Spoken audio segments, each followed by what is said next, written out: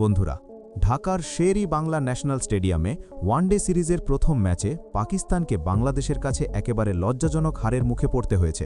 ম্যাচের ফলাফল ঘোষণার পর পুরো মাঠে এক ধরনের নীরবতা নেমে আসে, আর সেই সময় পাকিস্তানের অধিনায়ক শাহিন আফ্রিদি নিজের আবেগ আর ধরে রাখতে পারেননি। দলের এই ভলাডুবির পর তিনি মাঠের মাঝখানেই আবেগাপ্লুত হয়ে পড়েন এবং তার চোখে জল চলে আসে।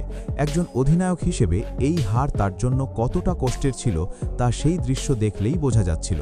তবে ম্যাচ শেষে প্রেজেন্টেশন সেরিমনিতে শাহিন আফ্রিদি ভারতকে নিয়ে যে মন্তব্য করেন তা শুনে অনেকেই অবাক হয়ে গেছেন। তার সেই কথাগুলো এতটাই সৎ ও সম্মানজনক ছিল যে শুনলে আপনিও হয়তো তাকে সালাম জানাতে বাধ্য হবেন।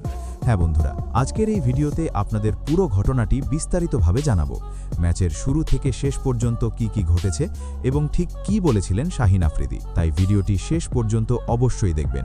আর যদি আপনিও টিম ইন্ডিয়ার বিশ্বকাপ জয়ে খুশি হয়ে থাকেন এবং ভারতীয় দলের পারফরম্যান্সে গর্ব অনুভব করেন, তাহলে ভিডিওটি লাইক করতে একদমই ভুলবেন না। বন্ধুরা, ঢাকার শের-ই বাংলা ন্যাশনাল স্টেডিয়ামে পাকিস্তান ও বাংলাদেশের মধ্যকার ওয়ানডে সিরিজের প্রথম ম্যাচে পাকিস্তানের ব্যাটিং একেবারেই ভেঙে পড়ে। টস জিতে আগে ব্যাট করতে নেমে শুরুটা মোটামুটি ভালো করলেও খুব দ্রুতই নিয়মিত বিরতিতে উইকেট হারাতে থাকে তারা। ফলে পুরো দল মাত্র ১১৪ রান করে ৩০.৪ ওভারে অল আউট হয়ে যায়। ওপেনার সাহেবজাদা ফারহান ৩৮ বলে ২৭ রান করে কিছুটা দায়িত্বশীল ব্যাটিং করলেও বড় ইনিংস খেলতে পারেননি। এরপর মাজ সাদাকাত ২৮ বলে ১৮ রান করলেও তিনিও বেশিক্ষণ টিকতে পারেননি। মিডল অর্ডারে এসে পরিস্থিতি আরও খারাপ হয়ে যায়। শামিল হোসেন মাত্র ৪ রান করে আউট হন, আর দলের অন্যতম ভরসাযোগ্য ব্যাটার মোহাম্মদ রিজওয়ানও ২০ বলে মাত্র ১০ রান করে লিটন দাসের হাতে ক্যাচ দেন। সালমান আগা ও হুসেইন তালাতো বড় কোনো অবদান রাখতে পারেননি। শেষ দিকে ফাহিম আশরাফ কিছুটা লড়াইয়ের চেষ্টা করে ৪৭ বলে ৩৭ রান করেন, কিন্তু তাতেও দল বড় স্কোর করতে পারেনি। অধিনায়ক শাহিন আফ্রিদি করেন ৪ রান, আর মোহাম্মদ ওয়াসিম জুনিয়র ও আবরার আহমেদও প্রায় কোনো অবদান রাখতে পারেননি। অন্যদিকে বাংলাদেশের বোলাররা ছিল দারুণ ছন্দে। অধিনায়ক মেহেদী হাসান মিরাজ ১০ ওভারে ২৯ রান দিয়ে ৩টি উইকেট নেন। নাহিদ রানা অসাধারণ বোলিং করে ৫টি উইকেট তুলে নিয়ে পাকিস্তানের ব্যাটিং লাইন আপ ভেঙে দেন। পাশাপাশি তাসকিন আহমেদ ও মুস্তাফিজুর রহমানও গুরুত্বপূর্ণ উইকেট নিয়ে চাপ ধরে রাখেন।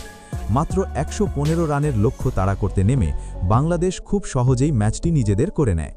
ওপেনার সাইফ হাসান ও তানজিদ হাসান তামিম দলকে ভালো শুরু এনে দেন।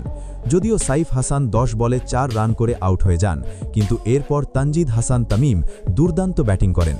তিনি আক্রমণাত্মক ভঙ্গিতে খেলতে খেলতে ৪২ বলে অপরাজিত ৬৭ রান করেন, যেখানে ছিল ৭টি ৪ এবং ৫টি ছক্কা।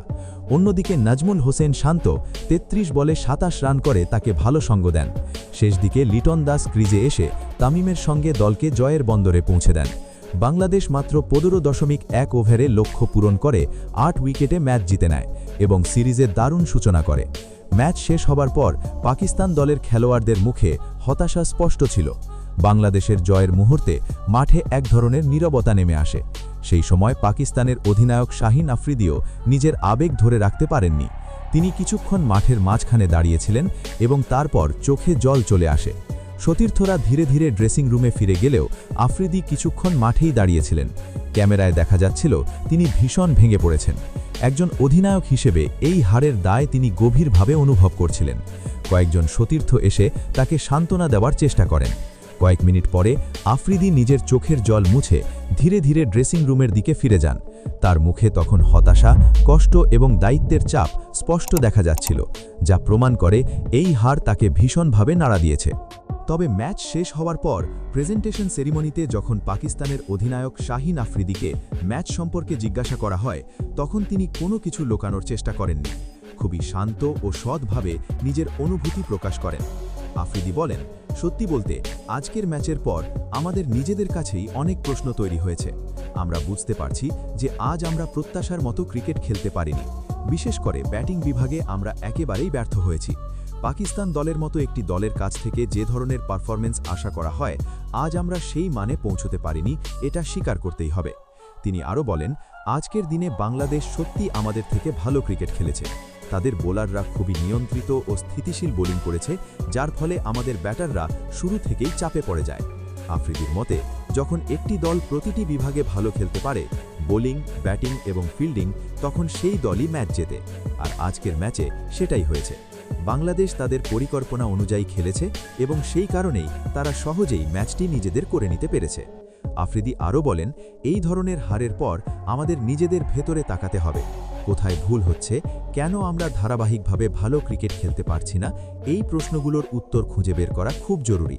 তিনি স্বীকার করেন যে কখনো কখনো এমন সময় আসে যখন মনে হয় কিছুই ঠিকমতো হচ্ছে না, কিন্তু একজন প্রফেশনাল ক্রিকেটারের কাজ হলো সেই কঠিন সময় থেকে শিক্ষা নিয়ে আবার নতুন করে ঘুরে দাঁড়ানো। এরপর নিজের বক্তব্যে তিনি একটি গুরুত্বপূর্ণ উদাহরণ তুলে ধরেন। আফ্রিদি বলেন, সাম্প্রতিক বছরগুলিতে ইন্ডিয়া যেভাবে নিজেদের ক্রিকেট কাঠামোকে শক্তিশালী করেছে সেটি অনেক দলের কাছেই একটি শেখার বিষয়। তিনি বলেন, বড় টুর্নামেন্টে ধারাবাহিক পারফরম্যান্স করতে হলে শুধু তালত থাকলেই হয় না, তার সঙ্গে দরকার সঠিক পরিকল্পনা, শক্তিশালী ঘরোয়া ক্রিকেট এবং দীর্ঘমেয়াদী প্রস্তুতি। তিনি আরও ব্যাখ্যা করে বলেন, ভারতের শক্তির একটি বড় দিক হল তাদের খেলোয়াড়দের গভীরতা। তাদের ঘরোয়া ক্রিকেট থেকে নিয়মিত নতুন নতুন প্রতিভা উঠে আসছে এবং সেই খেলোয়াড়রা আন্তর্জাতিক পর্যায়ে এসে খুব দ্রুত মানিয়ে নিতে পারছে। এর পেছনে রয়েছে একটি সুসংগঠিত ক্রিকেট ব্যবস্থা, যেখানে তরুণ ক্রিকেটারদের ধীরে ধীরে বড় মঞ্চের জন্য প্রস্তুত করা হয়। তবে আফ্রিদি স্পষ্ট করে বলেন, এর মানে এই নয় যে পাকিস্তানের প্রতিভার কোনো ঘাটতি আছে।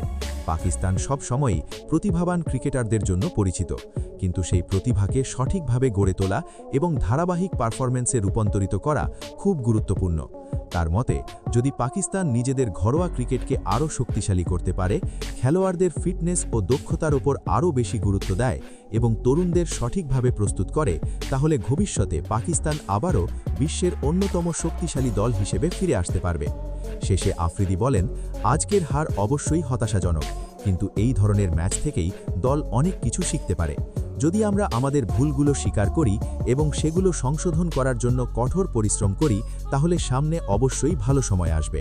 তার মতে, ক্রিকেটে উত্থান পতন থাকবেই, কিন্তু যে দল নিজেদের ভুল থেকে শিক্ষা নিয়ে এগিয়ে যেতে পারে, শেষ পর্যন্ত তারাই সাফল্য অর্জন করে।